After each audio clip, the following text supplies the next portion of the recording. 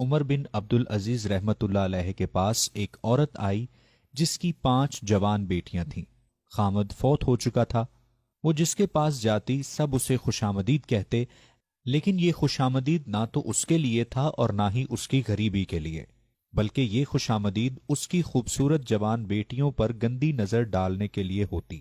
وہ سمجھدار عورت تھی اور جلدی ہی سمجھ گئی کہ میرے لیے ان جوان بیٹیوں کی عزت بچانا مشکل ہے۔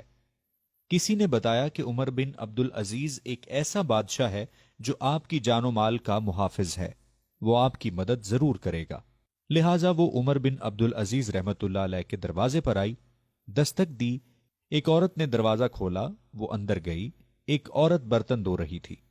وہ سمجھی کہ شاید کوئی خادمہ ہے۔ اس نے اسے ایک درخت کے نیچے بٹھایا تو اس نے پوچھا، امیر المومنین کہاں ہیں؟ دری اثنا ایک آدمی اندر آیا جس کے کپڑے پھٹے ہوئے تھے اور کاندھے پر ایک گٹھڑی تھی۔ وہ گٹھڑی اس عورت نے لے لی اور وہ ایک درخت کے نیچے بیٹھ گیا تو وہ عورت سوکھی روٹی اور سرکہ لے آئی۔ وہ عورت سمجھی کہ شاید کوئی غلام ہے جسے وہ کھانا کھلا رہی ہے۔ جب وہ کھانا کھا چکے تو اس عورت نے آواز دی کہ امیر المومنین مہمان آئے ہیں۔ وہ عورت کہتی ہے کہ میں حیران رہ گئی۔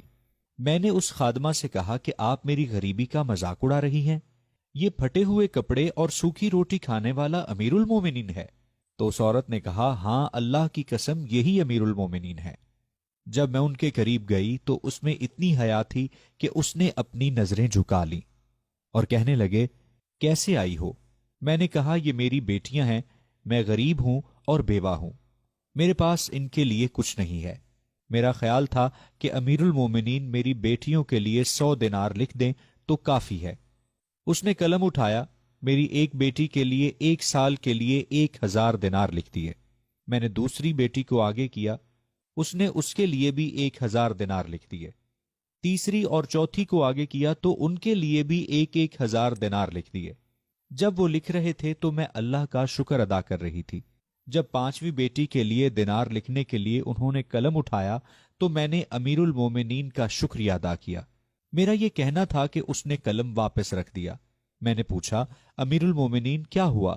تو فرمانے لگے کہ میں نے 4000 دینار آپ کے لیے لکھے تو آپ نے اللہ کا شکر ادا کیا، اس دفعہ آپ نے میرا شکریہ ادا کیا۔